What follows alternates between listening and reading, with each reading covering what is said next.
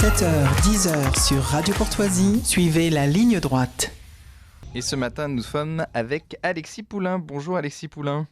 Bonjour.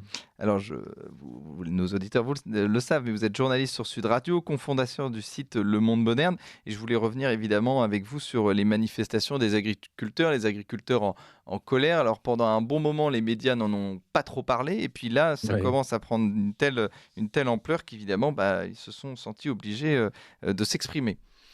Oui, alors c'est vraiment typique en fait de la façon dont le médiavers, la médiasphère fonctionne, c'est-à-dire que pendant des semaines, nous, les médias indépendants alternatifs, parlions déjà des agriculteurs, pas seulement en Allemagne, mais aussi en France, puisqu'on avait des remontées de terrain qui nous expliquaient qu'il y avait une colère qui se mettait en place. Et il y a eu plusieurs jours assez longs de flottement où il ne fallait pas parler de ça, où on voyait qu'on avait beau chercher. Seul le Figaro avait commencé un peu à en parler dans ses pages en tant que quotidien national. Sinon, c'était la presse locale qui en parlait. Et puis d'un seul coup, toutes les unes de la presse régionale et nationale sont focalisées sur les agriculteurs et leur colère.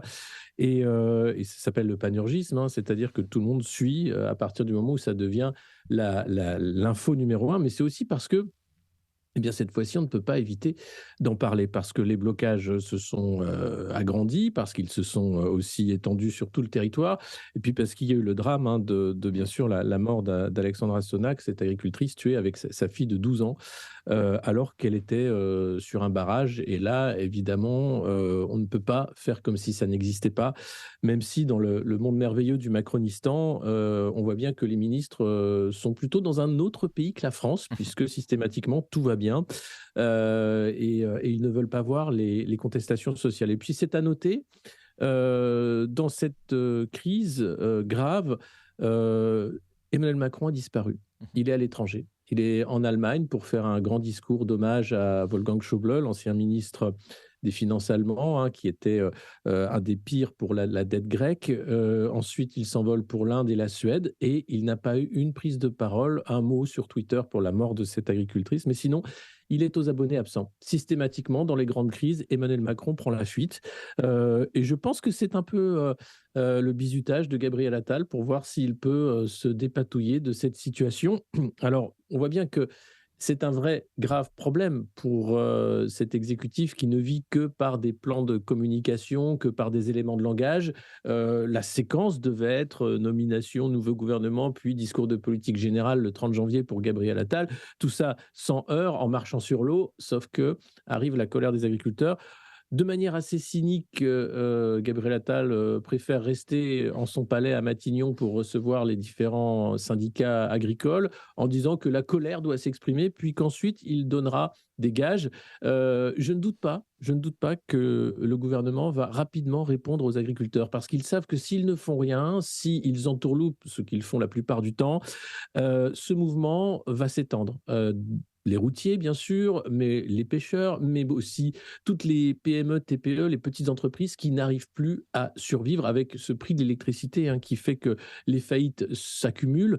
Et puis, tout simplement, les Français qui, depuis maintenant plusieurs années, voient leur pouvoir d'achat totalement attaqué, voient leur qualité de vie aussi dégradée, que ce soit la santé publique, l'hôpital, mais l'école publique aussi, et puis les transports, tout ça est en train de s'effondrer devant nos yeux. Et malheureusement, il n'y a pas l'élément déclencheur qui ferait que de cette revendication corporatiste, les agriculteurs, un métier en l'occurrence, eh bien, ce serait une revendication nationale et un peu à l'image des Gilets jaunes, on arriverait à une sorte de révolte légitime, populaire, pour dire stop. Or, on voit bien que ce n'est pas la direction que prend le mouvement actuellement. Mais c'est la peur, je pense, du côté de l'exécutif de voir cette coagulation se faire au sein des différentes colères. Vous ne pensez pas que ça va vers justement les gilets jaunes, que c'est une énième jacquerie française comme on en connaît depuis des centaines d'années, j'ai envie de dire. Vous pensez que ça peut se transformer comme un mouvement comme les gilets jaunes ou que finalement c'est le problème aussi des agriculteurs, c'est qu'ils ont tellement de travail qu'ils ne peuvent pas non plus se permettre de manifester pendant trop longtemps?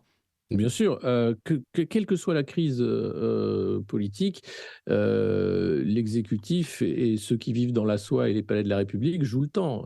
Eux ont toujours à manger, ils ont toujours des chauffeurs, ils ont toujours des Falcons de la République, tout va bien. Quand vous êtes en grève, que vous soyez syndicaliste ou que vous soyez simplement agriculteur en colère ou gilet jaune, il faut faire rentrer l'argent pour payer à manger, le loyer, les études, etc. Donc il y a vraiment un cynisme terrible parce que vous dites c'est une énième jacquerie, mais c'est une jacquerie qui a commencé la révolution de 1789.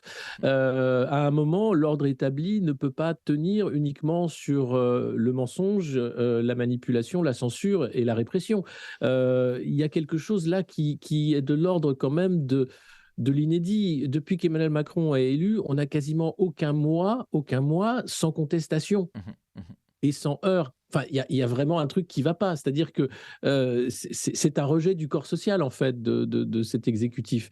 Et pourtant, ça fonctionne. Hein. C'est-à-dire qu'avec les tirs de barrage des médias de propagande, avec la façon dont sont traitées la parole présidentielle, hein, qui ne vaut rien, puisque les mensonges d'Emmanuel Macron ne sont plus approuvés, eh bien, ça continue. Mais je pense qu'à un moment, ça va craquer Mhm. d'une façon ou d'une autre, pas forcément dans la violence, mais simplement dans la désobéissance, le refus de l'impôt, le refus de payer l'électricité, ça a été le cas en Grande-Bretagne. Hein. Et puis ce mouvement des agriculteurs, je crois qu'il fait écho à beaucoup de choses assez profondes parce que tous les Français viennent peu ou prou d'une famille paysanne et donc il y a quelque chose de l'ordre de la mémoire et au niveau européen, un mouvement est en train de se fédérer. Hein, Mhm. autour de ces agriculteurs, il y a aussi le rejet de cette Europe des normes, de cette Commission européenne de la folie qui voudrait imposer des lois toujours plus folles pour une transition écologique dont on ne verra pas la couleur. Enfin, Mhm.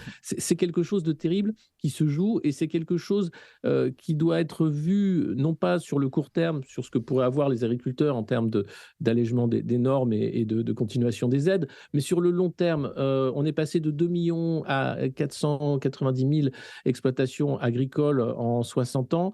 C'est un plan social volontaire, c'est une politique volontaire de faire en sorte de tuer tout un secteur. Comme l'industrie d'ailleurs, la désindustrialisation Mhm. était une volonté politique parce que la France devait être une plateforme de services et la mondialisation faisait que nous serions que des acheteurs et pas des producteurs.